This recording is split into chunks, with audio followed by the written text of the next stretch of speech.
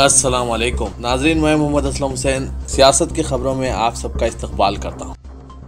मोहलिक बीमारी अपना कहर जारी रखी हुई है। हर इलाके में इसके इन्फेक्शन की रिपोर्ट आ रही है। हिंदुस्तानी बहरिया के जवानों में भी इसके फैलाव का डर पैदा हो गया है। बताया जा रहा है कि बहरिया में 25 से ज़्यादा अमले के मोहलिक बीमारी के टेस्ट हो चुके हैं और इनमें से 21 पॉजिटिव बताए जा रहे हैं। INS के मुताबिक मुंबई में 20 पॉजिटिव केसेस पाए गए हैं। मुल्क भर में मोहलिक बीमारी की तादाद बढ़ती जा रही है।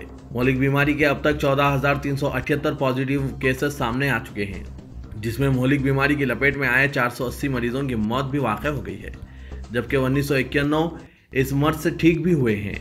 मुल्क में अभी 11,906 मोहलिक बीमारी के मरीज मौजूद हैं, जिनका इलाज जारी है। कर्नाटक में मोहलिक बीमारी से शदीद मुतासरा कलबुर्गी में लॉकडाउन के उसूलों को पामाल करते हुए शिव मंदिर की सालाना रत त्यौहार में दर्जनों अफराद जमा हुए और समाजी फासले का उसूल बालाए ताक कर दिया गया।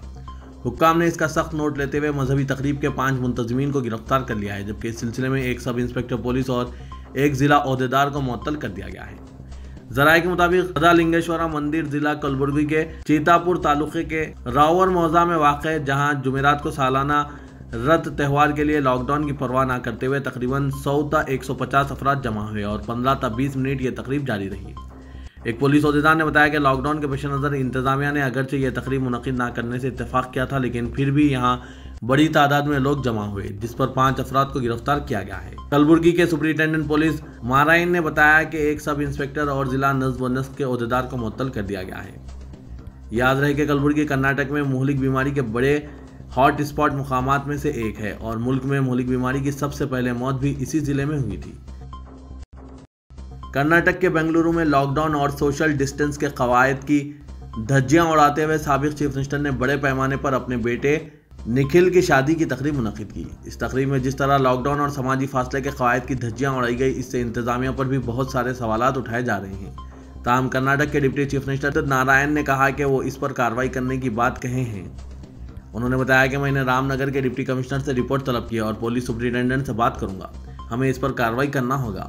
बताया जाता है कि रामनगर में फार्म हाउस को बड़े अच्छे अंदाज में सजाया गया था। इस शादी की तकरीब के लिए रामनगर जिला इंतजामिया से भी इजाज़त हासिल की गई थी।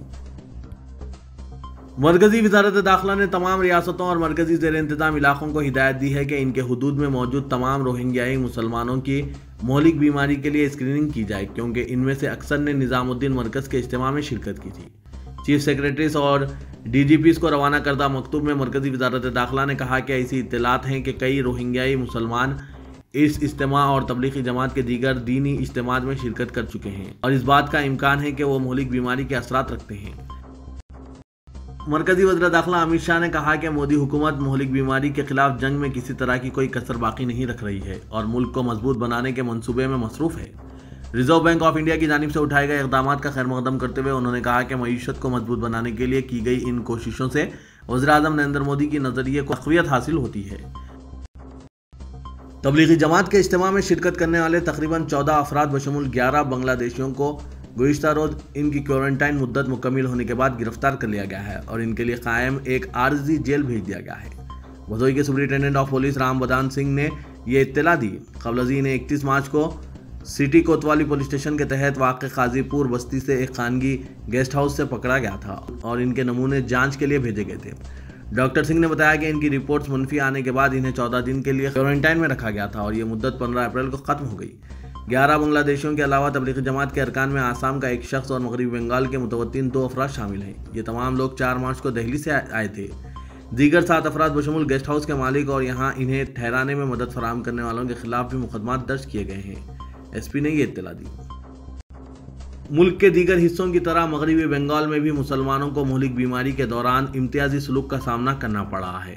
हिंदुस्तान के मुख्तलिफ मुकामात से मुस्लिम सब्जी वो चिल्लर फरोशों से ख़रीदारी ना करने या मुसलमानों को अशिया फ़रोख्त करने से इनकार की खबरों के दौरान पता चला है कि मगरबी बंगाल के भटपाड़ा इलाके में हिंदुओं ने मुकामी सरकारी नल पर कब्जा कर लिया। नतीजे में वहाँ के मुसलमानों को दूर दराज मुकाम तक जाना पड़ रहा है।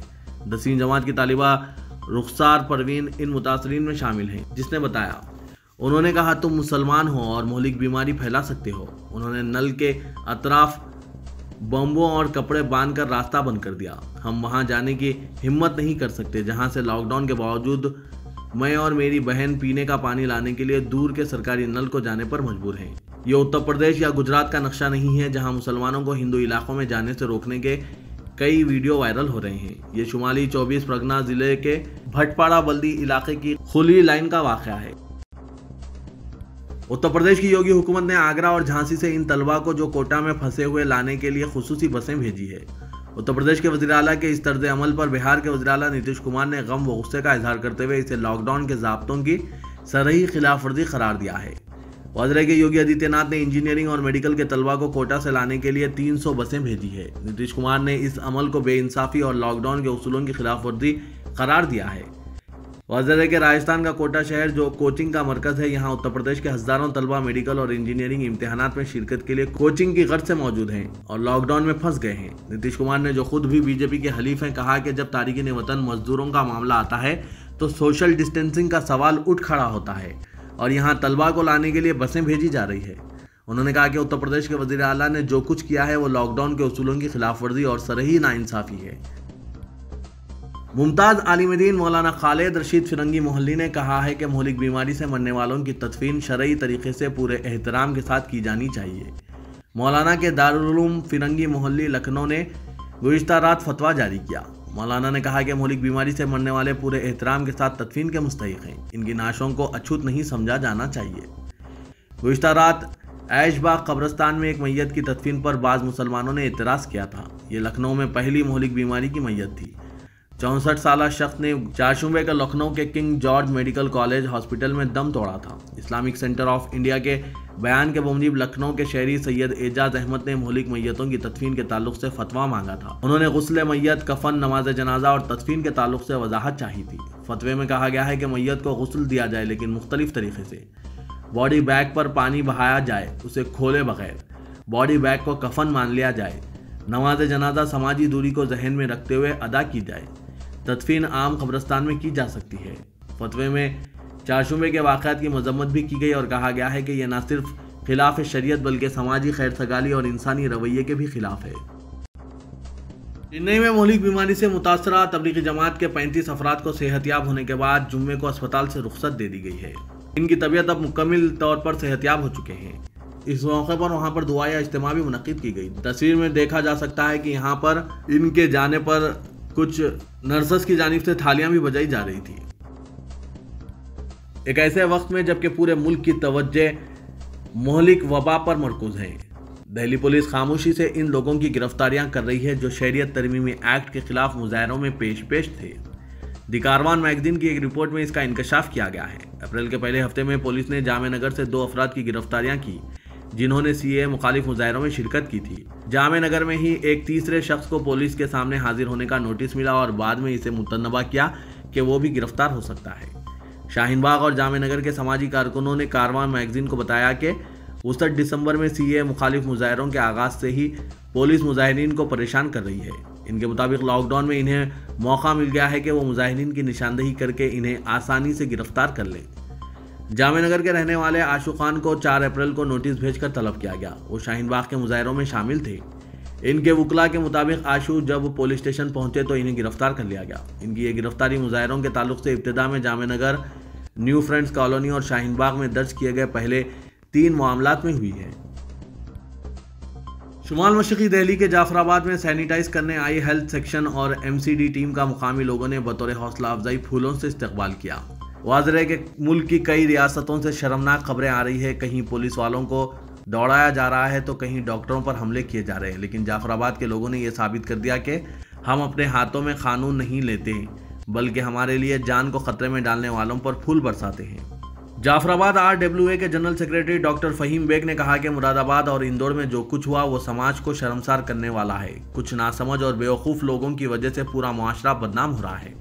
कुछ मुस्लिम दुश्मन अनासिर ये अफवाह फैला रहे हैं कि डॉक्टर्स या पुलिस जहर का इंजेक्शन लगा देंगे, जेल में डाल देंगे या NPR और NRC कर देंगे, जिसकी वजह से लोग इस तरह की गलत हरकत कर रहे हैं, जबकि ऐसा कुछ नहीं है। इसलिए किसी के बहकावे या अफवाह पर ध्यान ना दें बल्कि इन लोगों का पुरजोश इस्तकबाल करें। इस मौके पर शेख कामरान, नमता सिंह और कपिल कपूर वगैरह बतौर खास मौजूद थे। मुल्क में लॉकडाउन की मुद्दत में मजीद तोसी कर दी गई है। इस अरसे में मजहबी इबादत गाहों में लोगों के जमा होने पर पाबंदी बरकरार रखी जाएगी। मुसलमानों ने अल्हम्दुलिल्लाह लॉकडाउन पर अमल किया है। यहाँ तक कि मसाजिद में पंजा वक्ता और जुमे की नमाजों की अदायगी महदूद रखी है। अब अप्रैल 2020 के आखिरी हफ्ते से माह रमज़ान मुबारक शुरू हो रहा है। ये मुसलमानों के लिए बहुत अहम महीना है जिसमें वो इबादतों का खुसूसी एहतमाम करते हैं। लॉकडाउन में रमज़ान मुबारक के मामूलात से मुतालिक मुल्क की दीनी व मिली तंजीमों के जिम्मेदारों और नुमाइंदा शख्सियात की जानिब से अपील जारी की जा रही है। उम्मीद है कि इन पर अमल किया जाएगा। मौलिक बीमारी से तहफ़्फ़ुज़ के पेश नज़र जिस तरह अब तक अमल होता रहा है कि मसाजिद में अजान दी जा रही है और चंद लोग बाजमात नमाज अदा कर रहे हैं, बकिया तमाम लोग अपने घरों में नमाज पढ़ रहे हैं। यही मामूल रमज़ान मुबारक में भी जारी रहे, बगैर किसी शरई अज़्र के रोज़ा तर्क ना किया जाए। लोग अपने घरों में ही सहरी व इफ्तार करें और इफ्तार पार्टियों और दावतों से मुकम्मल इज्तनाब करें। मुत्तहदा अरब इमारत की एक प्रिंसेस ने हिंदुस्तान में गुज़िश्ता साल से मुसलसिल किसी न किसी उन्वान पर मुसलमानों को तंग करने बल्कि इन पर जुल्म करने का सख्त नोट लिया है। शाही खानदान की शेखा हिंद अल कासमी ने कहा कि इंडिया में ये तर्ज अमल खलीज में अब बर्दाश्त नहीं होता है। उन्होंने कहा कि खलीजी मुमलिकतों में गुस्से की लहर पैदा हो रही है। UAE 7 आज़ाद शहरी पर मुश्तमिल है। शहजादी अल कासमी ने कहा कि मौलिक बीमारी को तबलीगी जमात से जोड़ना निहायत तशवीशनाक है। मौलिक बीमारी के खैर से अमेरिका में पिछले 24 घंटों में 4000 से ज़ायद अफराद के फौत होने के साथ ही महलूकीन की तादाद बढ़कर 37,158 हो गई है। जॉन हॉपकिंस यूनिवर्सिटी के मुताबिक 24 घंटों में 4,591 हलाकतें हुई है। इस तरह मुल्क भर में इस वबा से हलाक होने वालों की तादाद बढ़कर 37,000 पार कर गई है। वहीं मौलिक बीमारी के मुसद्दिक़ा केसेस की तादाद 7 लाख पार कर चुकी है। तेलंगाना में मौलिक बीमारी की तादाद में तेजी से इजाफे का सिलसिला जारी है और जुम्मे को रियासत भर में मौलिक बीमारी से मुतासरा मजीद 66 केसेस सामने आए हैं। इस तरह रियासत में इस मौलिक वबा के मुतासरीन की तादाद बढ़कर 766 हो गई है। एक दिन कबल जुमेरात को इस वायरस से 50 अफराद मुतासिर होने की इत्तला आई थी।